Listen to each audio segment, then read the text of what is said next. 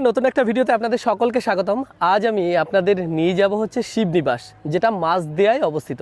তো মাছদিয়া কিন্তু আরও একটা জিনিসের জন্য বিখ্যাত। কিছুদিন আগে আমি একটা ভিডিও ছেড়েছিলাম, সেটা হচ্ছে মাছদিয়ার বিখ্যাত নোলেন গুড়ের হাট। সেটাতে আপনাদের অনেক ভালোবাসা পেয়েছি। তো সেই ভিডিওটা কারোর যদি দেখার ইচ্ছা থাকে অবশ্যই দেখে আসবেন। আর শিবনিবাস কেন তৈরি হয়েছে, কেন রাজা কৃষ্ণচন্দ্র এই জায়গায় কিভাবে সেই নসরত খাঁ দস্যুকে দমন করে এখানে 108টা শিব মন্দির নির্মাণ করেছিলেন এবং তার মধ্যে মাত্র 3টে আছে, এবং সেটার মধ্যে একটা শিব মন্দির আছে যেটা কিন্তু এশিয়া মহাদেশের দ্বিতীয় বৃহত্তম শিবলিঙ্গ তার মধ্যেই আছে। তো সেই শিবনিবাসে শিবরাত্রির দিনে আজ আমি নিয়ে যাব আপনাদের সাথে। দেখবেন সেই শিবনিবাসে মেলাটা কত বড় হয়, সেখানে কত ভক্তদের ঢল নামে। তো ভিডিওটি স্কিপ না করে দেখতে থাকুন, আশা করি অনেক কিছু জানতে পারবেন। তো এখন চলে এলাম রানাঘাট রেলওয়ে স্টেশন। আর আমার যেহেতু বাড়ি বনগাঁ, তাই আমি রানাঘাট এসেছি। রানাঘাটে আমার সুবিধা। আর রানাঘাটের 1 নম্বর থেকে আমি ধরবো গেদে লোকাল, আর গেদে লোকাল হয়ে আমি যাব মাছদিয়া। মানে গেদের ঠিক দুটো কি একটা আগের স্টেশন মাছদিয়া। তো মাছদিয়া কিন্তু আরও অনেক কিছু বিখ্যাত, জানেন আপনারা। মাছদিয়া কিছুদিন আগে আমি একটা ভিডিও করেছিলাম মাছদিয়ার যে নোলেন গুড়ের হাট। এই যে হচ্ছে সেই থাম্বনেলটা, আপনারা চাইলে দেখে আসতে পারেন। তো সেই মাছদিয়া সম্বন্ধে আরও অনেক কিছু আমি আপনাদেরকে জানাবো। তো চলুন আগে মাছদিয়ায় পৌঁছাই, তারপর আপনাদের সাথে কথা হচ্ছে। তো এসে এখন উপস্থিত হলাম তারকনগর হল্ট। আর এখানে দেখুন যারা মাছদিয়ায় যায় তারা সবাই নামছে, কারণ অ্যাকচুয়ালি মাছদিয়া স্টেশন নামলেও হয় আর এই তারকনগরে নামলেও হয়। তবে মাছদিয়া গেলেও যা দূরত্ব, তারকনগরেও তাই। তো এখান থেকেই আমরা যাই, এখান থেকে গেলে একটু সুবিধা হবে। তো এই জায়গা থেকে চলুন, সবাই যাচ্ছে দেখুন। এখান থেকে কোনায় নেমে এবার অটো বা টোটো কী সার্ভিস আছে সেটা আপনাদেরকে দেখাচ্ছি, চলুন। তো এই যে তারকনগর হল্ট, এখান থেকে 1 নম্বরের দিক থেকে আমরা নেমে আসলাম। আর নেমে এসেই দেখুন সবাই লাইন পার হচ্ছে। এই যে ডান দিক, এই ডান দিকে আমাদেরকে যেতে হবে। ডান দিকে গিয়ে অটো টোটো, যেহেতু আজকে মানে শিবরাত্রির দিন, তাই ভিড় কিন্তু প্রচুর পরিমাণে। দেখুন কতটা ভিড়, দেখে বুঝতে পারছেন। তো আমরা অ্যাকচুয়ালি উঠে গেলাম এই ইঞ্জিন ভ্যান মতো এই ভ্যানে। আর 20 টাকা করে ভাড়া। দেখুন ভ্যান, অটো, টোটো সমস্ত কিছু বোঝায়। মানুষের ভিড় কিন্তু প্রচুর হয়েছে। আর তবে একটা জিনিস বলে দিই, যে এখানে যে স্টেশনের যে গেটটা, সেই গেটটা না এখনও পর্যন্ত সেই উন্নত নেই। মানে ওখানে দেখলাম বাঁশ দিয়ে ওটা ব্যারিকেড মতো করা রয়েছে। তো চলুন, এখান থেকে লাগবে মাত্র 10 মিনিট। হর হর মহাদেব।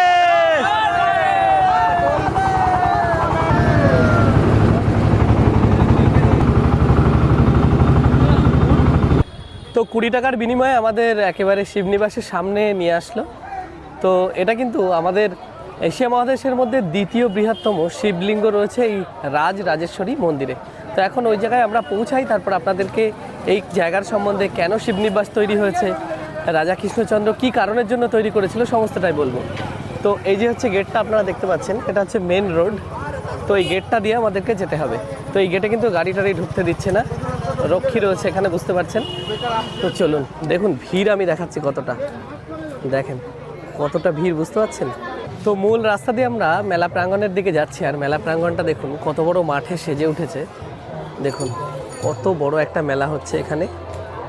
এটা হচ্ছে শিবনিবাস জিএপি প্রাথমিক বিদ্যালয়, সেই বিদ্যালয়ের মাঠেই এই মেলাটা অনুষ্ঠিত হচ্ছে। তো ওই যে রাস্তাটা দেখতে পাচ্ছেন, ওই রাস্তা দিয়ে যদি যাওয়া হয় তাহলে কিন্তু অনেকটা দেরি হবে। আর এই যে বড় এই শিবনিবাস যে পি স্কুলটা, প্রাইমারি স্কুল, তো এই স্কুলের মাঠে যে মেলা বসেছে, তো সেই মেলা প্রাঙ্গণের মধ্যে দিয়ে যদি যাওয়া হয় তাহলে খুব তাড়াতাড়ি হবে। তো অ্যাকচুয়ালি আপনারা আর এক রকমভাবে আসতে পারেন, সেটা হচ্ছে মাছদিয়ায় নেমেও আসতে পারেন। মাছদিয়ায় নেমে আসলে কিন্তু আপনাদের একটা ব্রিজ পার হতে হবে। আর এই মেলার প্রাঙ্গণটা দেখুন, কত বাঁশের জিনিস বিক্রি হচ্ছে। বাঁশ দিয়ে কী সুন্দর এনারা ডিজাইন করে কুলো, ঝুড়ি সমস্ত কিছু তৈরি করছে। দেখুন কি সুন্দর লাগছে দেখতে। আর এখানে সামনেই এনারা বানিয়ে দিচ্ছে, পুরো দেখাচ্ছি আমি। এই দেখুন এই জায়গাটা দেখুন, একটা কি সুন্দর একটা ফুল তৈরি করা হয়েছে। দেখুন বাঁশ দিয়ে একটা ঘরের, এটা কত দাম? 150 টাকা। আপনারা পুরো নিজে হাতেই বানিয়ে দেন সাথে সাথে, তাই তো? দেখেন কি সুন্দর কাজ করছে, দেখুন বাঁশ দিয়ে ডিজাইন তৈরি করছে। আচ্ছা আপনাদের বাড়ি কোথায়? মুর্শিদাবাদ, দমকল। মুর্শিদাবাদ দমকল। দমকল। ওখানে কি এই সমস্ত জিনিস বিখ্যাত নাকি? সব বহুত আছে ওখানে। এরকম গ্রাম আছে আপনাদের বাঁশের জিনিসপত্র তৈরি হওয়ার, তাই তো? সব হয়। বাহ কি সুন্দর। কদিনের জন্য এসছেন আপনারা? পরশুদিন চলে যাবো। পরশুদিন? আসা আপনার 20 দিন হবে। 20 দিন আগে এসছেন? হ্যাঁ। বাবা। মুর্শিদাবাদ। আপনাদের বাড়ি? হ্যাঁ, আপনাদের মুর্শিদাবাদ, নদিয়া। ও আচ্ছা। দেখুন কত জিনিসপত্র এখানে, কি সুন্দর সুন্দর ঘরের রাখার শোপিস রয়েছে। এখানে ঘরের মহিলারা মুর্শিদাবাদ থেকে, ডোমকল থেকে তারা এসে তৈরি করেন। এ দেখুন কি সুন্দর ঝুড়ি টুড়ি তৈরি করেছেন এগুলো। আপনারা পুরো পরিবার নিয়ে আসেন নাকি? কদিনের জন্য? এই 10-12 দিনের জন্য? পুরো মেলাটার জন্য? দেখেন কি সুন্দর লাগছে এগুলো। এই পুরো মেলাটাই কিন্তু এই সাইডটায় রয়েছে পুরো হচ্ছে কাঠের জিনিসপত্র। দেখুন এখানেই এনারা থাকা, খাওয়া দাওয়া সমস্ত কিছু কার্যকলাপ সব এখানে, পুরো পরিবার নিয়ে আসতে হয় এখানে। এই সমস্ত এনে তৈরি করে ওই দেখেন ওনারা ওদিকে খাওয়া দাওয়া করছেন, আর এদিকে কিছু মানুষ কাজ করছেন। এই দাদা দেখেন একটা ডিজাইন করছেন, বাঁশের ফুলের ডিজাইন। দাদাদের বাড়ি কোথায়? বহরমপুর, মানে মুর্শিদাবাদ। মুর্শিদাবাদের থেকেই এসে দেখুন তাদের হাতের কাজ কত সুন্দর। এইসব জিনিসপত্রগুলো দেখুন কি সুন্দর করেছে। তো এই যে মেলা যতটা দেখা যাচ্ছে এই সাইড সবাই কিন্তু এই সাইডে বসেছে, তাদের বাঁশের এবং হাতের যে ক্রাফটিংয়ের কাজগুলো, সেই ফুলদানিটা নিয়ে এই সমস্ত তৈরি করেছেন। এখানে প্রচুর আছে এই পর্যন্ত। দেখুন ঘরের মহিলারা তারা এই জিনিসটা করছেন, কি সুন্দর লাগছে দেখতে। এই পাশে দেখুন এটা হচ্ছে সবজি রাখার একটা কি সুন্দর একটা র্যাক মতো করা রয়েছে। আর এখানে এই যে ঝুড়ি টুড়ি আরও অনেক কিছু রয়েছে তাদের নিজেদের হাতের তৈরি, কি সুন্দর লাগছে এটা।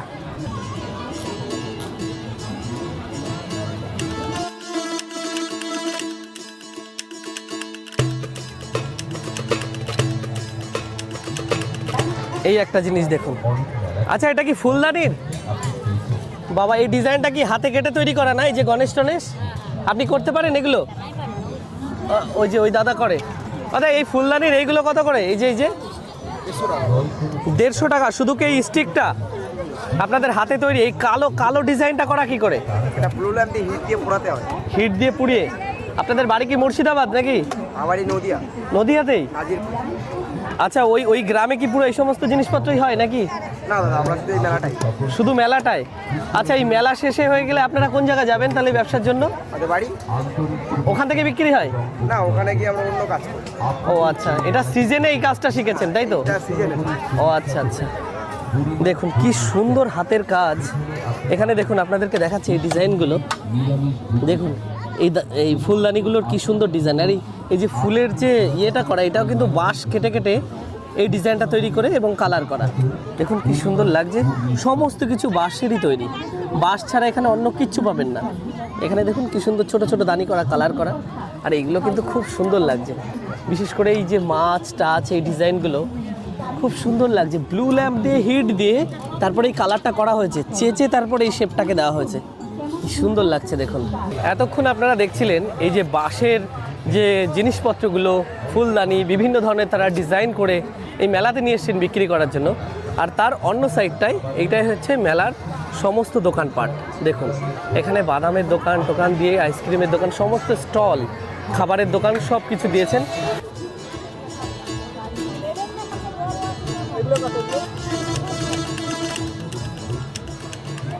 তো এই ফুলদানিগুলো দেখুন একটা মোটা বাঁশের তৈরি, কি সুন্দর ডিজাইন করেছেন এনারা।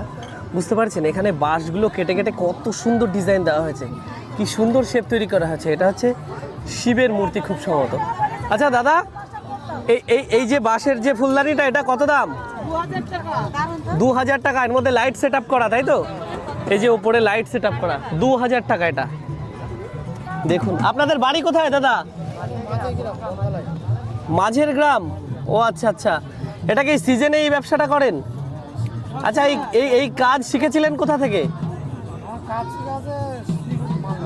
মালদা থেকে কাজ শেখা। সিজনে আপনি আসেন এই মেলাঘাট করেন তাই তো?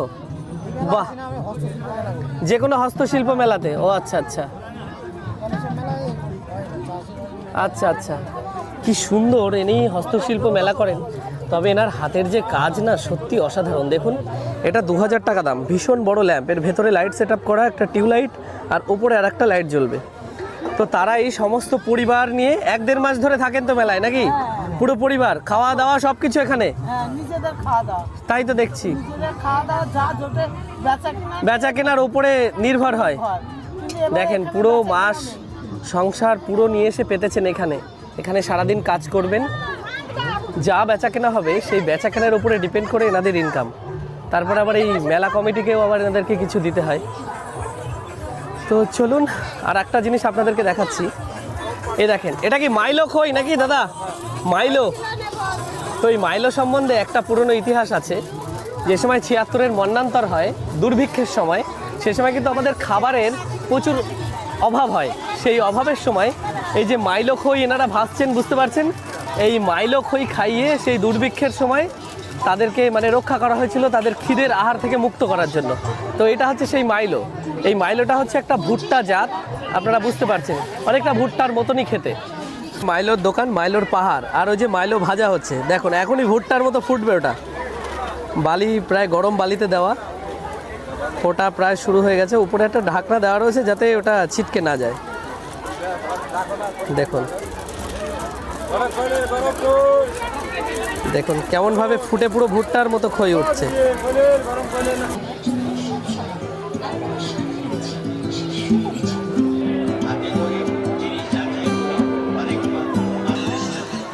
কত ভিড় এই মেলাটায়।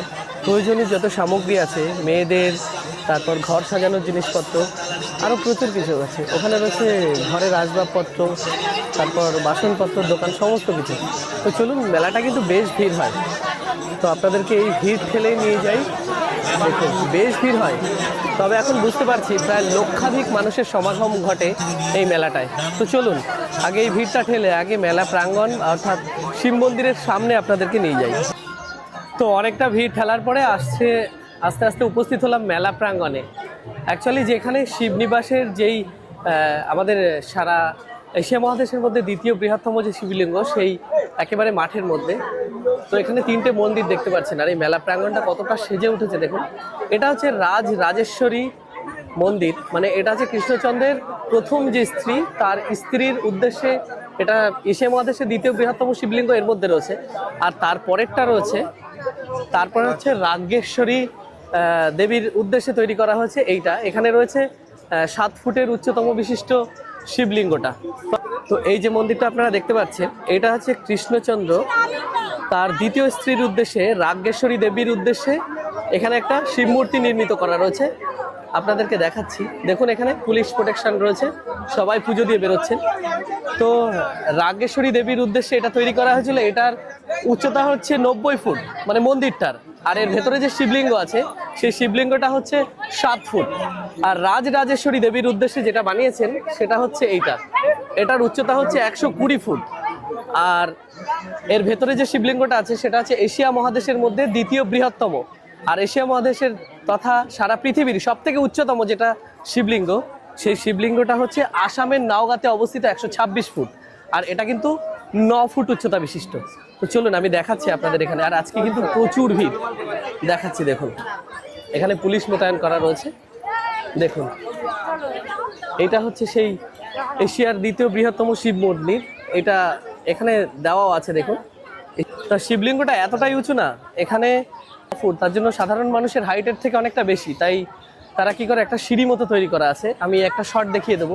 সেই সিঁড়ি দিয়ে উঠে গিয়ে জল ঢেলে তারপর তারা বেরিয়ে আসে। আর আরও একটা আছে, আমি যেটা বললাম যে আসামের নওগাঁতে অবস্থিত, সেটা 126 ফুট। তো এটা কেন, মানে রাজা কৃষ্ণচন্দ্র এখানে মন্দিরটা তৈরি করা হয়েছিল, কি কারণের জন্য, আর কোন একজন দস্যু ছিল যে দস্যুকে দমন করে এই জায়গায় শিব মন্দিরগুলি নির্মাণ করা হয়েছিল। চলুন, এখানে একটা ঘাট আছে, কাঠের ঘাট, যেটা হচ্ছে কৃষ্ণগঞ্জ, সেটা আপনাদেরকে দেখিয়ে নিয়ে একবারে সেখানে গিয়েই বলছি। তো এখানে এত লোকের যে ভিড় হয় সেটা আমার ভাবনার বাইরে ছিল। দেখুন কতটা লোক, আর এই ভিড় ঠেলে সামনে যেতে হচ্ছে। তো যে ঘাটটায় যাচ্ছি, সেই ঘাটটায় যাওয়ার পথে দেখুন এই ঘাটটায় প্রচুর ভিড় হয়। আর এই ঘাটটা যে নদী বেষ্টিত, সেই নদীটার নাম হচ্ছে চুনি নদী। এখানে আপনারা এসে অন্য সময় থাকতেও পারেন।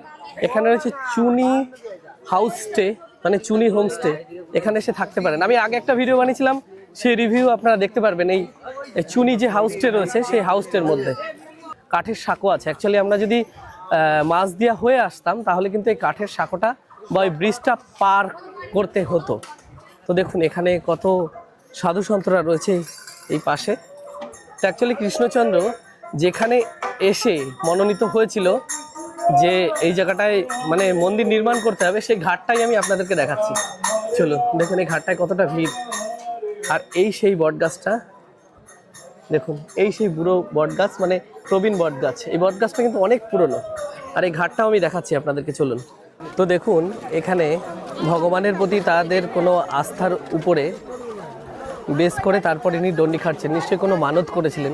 তো এই চুনি নদী থেকে এই ঘাট দিয়ে দণ্ডি খেটে এখান থেকে যাবেন, এখান থেকে অনেকটা দূর যে মেন যে মন্দিরটা রাজরাজেশ্বরী যে মন্দিরটা, যে এই যেখানে জল ঢালার জন্য এখান থেকে স্নান করে দণ্ডি খেটে তারপর ইনি যাবেন ওই পর্যন্ত। তাহলে বুঝতে পারছেন এখানে ভক্তের কত বড় একটা আস্থা তৈরি হয়েছে। আর এখানে ভীষণই ফেমাস এই জায়গাটা, আপনারা ইন্টারনেটে ভালো করে দেখবেন। তো এটা যেটা দেখতে পাচ্ছেন এটা হচ্ছে চুনি নদী। আর এই যে একটা বাঁশের সাঁকো রয়েছে, দেখুন বাঁশের সাঁকোতে পার হতে গেলে ওই যে ঘরটা আমি আপনাদেরকে দেখাচ্ছি, ওই দেখুন একটা ঘর পুলিশ মোতায়েন করা রয়েছে, রক্ষী দেওয়া আছে। তো ওখানে গেলে একটা নির্দিষ্ট পয়সা ধার্য করা হয় যারা এটা মেনটেনেন্স করে তাদের জন্য। তো রাজা কৃষ্ণচন্দ্র ওই পাশে ছিল, এটার পাশে কৃষ্ণগঞ্জ আর এটা শিবনিবাস। তো রাজা কৃষ্ণচন্দ্র যে সময় এই শিবনিবাসে এসেছিলেন, ওই পাশে তার এক বন্ধু ছিল কৃষ্ণ রায় নামে একজন। তো সেই বন্ধুর সাথে যে সময় দেখা করতে আসছেন, তখন এই যে ঘাটটা আপনারা দেখতে পাচ্ছেন, এই ঘাটের এখানেই তিনি একবার এখানে এসেছিলেন। তখন তার পাশেই মানে তার একেবারে পায়ের কাছে একটা মাছ এসছিল, এবং তখন তার বন্ধু যে কৃষ্ণ রায় তিনি বলেছিলেন যে ওই মাছটা যখন তার পায়ের কাছে এসছে সেটাই তার আহার। তো বলেছিলেন রাজামশাই আপনার আহার আপনার পায়ের কাছে এসছে, তো আপনি এখানে বসস্থান করতে পারেন। তারপর কিন্তু রাজা কৃষ্ণচন্দ্র এই জায়গায় তার একটা বসতি স্থাপন করেছিলেন। তো রাজা কৃষ্ণচন্দ্র কেন এখানে শিবনিবাস নির্মাণ করেছিলেন সেই পুরনো কাহিনীটা আমি আপনাদের এই ব্রিজ দিয়ে হাঁটতে হাঁটতেই বলি। তো রাজা কৃষ্ণচন্দ্র আপনি জানেন তিনি থাকতেন কৃষ্ণনগরে। তো রাজা কৃষ্ণচন্দ্র এই শিবনিবাসে আসতেন, তার বন্ধু কৃষ্ণ রায় যার নামে ওই পাশের কৃষ্ণগঞ্জটা, তিনি একজন জমিদার ছিলেন। তো কৃষ্ণ রায়ের সাথে দেখা করতে সাক্ষাৎ করতে আসতেন। তো এখানে একজন দস্যু ছিল, তার নাম হচ্ছে নসরত খাঁ। তো এই জায়গাটাকে বলা হতো নসরত খাঁর বের। তো নসরত খাঁর বের যেহেতু বলা হতো, সেই নসরত খাঁর দস্যুর মানে সেই যে একটা খুব বর্গির আক্রমণ হতো প্রচুর পরিমাণে। তো তাকে দমন করার জন্য সেই রাজা কৃষ্ণচন্দ্র তিনি এখানে তার সেনা পাঠান আর কি। সেনা পাঠানোর পর তিনি এখানে ছদ্মবেশে এই গ্রামেরই মানে কৃষ্ণগঞ্জ বা এই পার্শ্ববর্তী শিবনিবাসের কোনো গ্রামে তিনি আশ্রয় নেন। আশ্রয় নেওয়ার পরে তারপর তিনি সেই নসরত খাঁ সেই দস্যুকে দমনও করেন, এবং দমন করার পর তারপর তিনি তৈরি করেন হচ্ছে মন্দির। অ্যাকচুয়ালি 108টি মন্দির নির্মাণ করা হয়েছিল, তার মধ্যে অবশিষ্ট আছে 3টি। তার মধ্যে একটা হচ্ছে বড় রাজরাজেশ্বরী মন্দির, যেটা এশিয়া মহাদেশের দ্বিতীয় বৃহত্তম শিবলিঙ্গ। ওইটার মধ্যে আছে 120 ফিট উচ্চতা বিশিষ্ট, আর আরেকটা আছে 90 ফিট উচ্চতা বিশিষ্ট, যার মধ্যে 7 ফুট উচ্চতা বিশিষ্ট আর একটা শিবলিঙ্গ রয়েছে। ওটা আছে তার দ্বিতীয় স্ত্রীর উদ্দেশ্যে রাজ্ঞেশ্বরী দেবী। আর আরেকটা জিনিস আপনাদেরকে বলে রাখি, সেটা হচ্ছে গিয়ে সবার প্রথম আমাদের পৌরাণিক মত অনুযায়ী সর্ববৃহত্তম যে শিবলিঙ্গ সেটা কিন্তু নির্মাণ করেন ভীম যে সময় বকাসুরের সাথে যুদ্ধ করেন, সে যুদ্ধ করার পরে যুদ্ধে বকাসুরকে হারানোর পরেই সবার প্রথম সবথেকে বৃহত্তম শিবলিঙ্গ তিনি নির্মাণ করেন। তারপরে আপনারা জানেন যে সারা পৃথিবীতে সবথেকে বড় বৃহত্তম শিবলিঙ্গ সেটা হচ্ছে আসামের নওগাঁতে আছে 126 ফুট উচ্চতা বিশিষ্ট। আর এটা হচ্ছে এশিয়া মহাদেশের মধ্যে দ্বিতীয় বৃহত্তম শিবলিঙ্গ, যেটা আপনারা জানেন যে শিবনিবাস বা রাজা কৃষ্ণচন্দ্রের তৈরি তার প্রথম যে স্ত্রী রাজেশ্বরী দেবীর উদ্দেশ্যে নির্মিত করা এই যে 3টে মন্দির এখন অবশিষ্ট রয়েছে সেইটা। কত দোকান। আচ্ছা গো, এইটাকে কি বলা হয়? এইটাকে কত করে? এটা 50 টাকা। একা একজন খেতে পারে? বাবা, এর মধ্যে কি তরকারি দিয়ে দেন? আলাদা তরকারি? এটা পাপড়ের মতো নাকি হয়ে যায়? খাস্তা। ও আচ্ছা আচ্ছা। তো আর একটা জিনিস আপনাদেরকে দেখাচ্ছি, চলুন। এখানে রয়েছে রাম সীতা মন্দির, দেখুন এটা হচ্ছে রাম সীতা মন্দির। তো এখানে ভেতরে ছবি তোলা একেবারে নিষিদ্ধ বিগ্রহের। তো এই সামনে নিয়ে গিয়ে আপনাদেরকে একটু দেখানোর চেষ্টা করি। এই যে রাম সীতা মন্দিরটা দেখতে পাচ্ছেন, তো এই রাম সীতা মন্দিরের ভেতরে রাম রয়েছে কোষ্ঠী পাথরের, এবং সীতা দেবীর যে মূর্তিটা রয়েছে সেটা রয়েছে অষ্টধাতুর। তো ভেতরে ছবি তোলা নিষেধ বলেই আমি আপনাদেরকে দেখাতে পারছি না। তো এখানে আরেকটা জিনিস আমি আপনাদেরকে বলে দিই, এখানে যে সীতা দেবীর অষ্টধাতুর মূর্তিটা রয়েছে সেখানে কিন্তু 85% তার মধ্যে স্বর্ণ দ্বারা নির্মিত। তো এই মেলায় এসে দেখুন ভাপা পিঠে। আচ্ছা, এটা কি দিয়ে তৈরি? চালের গুঁড়ো। আর এটা কি গুড়? কত করে নিচ্ছেন? 15 টাকা। আজকে ইয়ে রয়েছে তাই এটা নিরামিষ, এটাই খাই। এই মেলার মধ্যে এটা একমাত্র বেস্ট। আর এখানে অনেক পিঠে টিঠেগুলো পাওয়া যাচ্ছে, তা 15 টাকা পিস দিন। দেখেন কি সুন্দর তৈরি করছে ভাপা পিঠেটা, তো খুব সুন্দর লাগছে দেখুন দেখতে। কি কেমন লাগছে খেলে? তো ভালো লাগছে, সুন্দর। উপরে এটা কি আখের গুড়, এই ইয়ে গুড়, খেজুরের গুড়। খেজুরের গুড়, বাহ। তো এটা খেয়ে নিই, সুন্দর টেস্ট সবাই বলছে। তো আপনাদেরকে দেখালাম এশিয়ার দ্বিতীয় বৃহত্তম যে শিবলিঙ্গ যেখানে রয়েছে রাজা কৃষ্ণচন্দ্র দ্বারা নির্মিত। তো সেই শিবনিবাস তার একেবারে পিক আওয়ারে এসেছি। আজকেই হচ্ছে সেই শিবরাত্রি, একেবারে এই মেলা প্রাঙ্গণ, সাথে আপনাদের সমস্ত কিছুটা দেখালাম। আপনারা জানতে পারলেন যে এই রাজা কৃষ্ণচন্দ্র কেন এই শিবনিবাসে এখানে মন্দির নির্মিত করেছিল, কিভাবে করেছিল, কিভাবে দস্যু দমন করেছিল, সমস্তটাই আপনাদেরকে জানানোর চেষ্টা করলাম। তো কেমন হয়েছে অবশ্যই কমেন্ট করে জানাবেন, ভালো লাগলে লাইক শেয়ার করবেন, আর যারা নতুন তাদের কাছে একটা রিকোয়েস্ট, আমার চ্যানেলটিকে সাবস্ক্রাইব করে আমাকে একটু সাপোর্ট করবেন। তো দেখা হবে খুব সুন্দর একটা ইন্টারেস্টিং ভিডিওতে, ততদিন আপনারা সুস্থ থাকবেন, ভালো থাকবেন, টাটা। তো আজ একটা জিনিস আমি আপনাদের বলে রাখি, দেখতে পাচ্ছেন কতটা ভিড়, এই ভিড় প্রায় 1 ঘন্টা ধরে ঠেলে তারপর আমাকে পৌঁছাতে হবে স্টেশন। চলুন।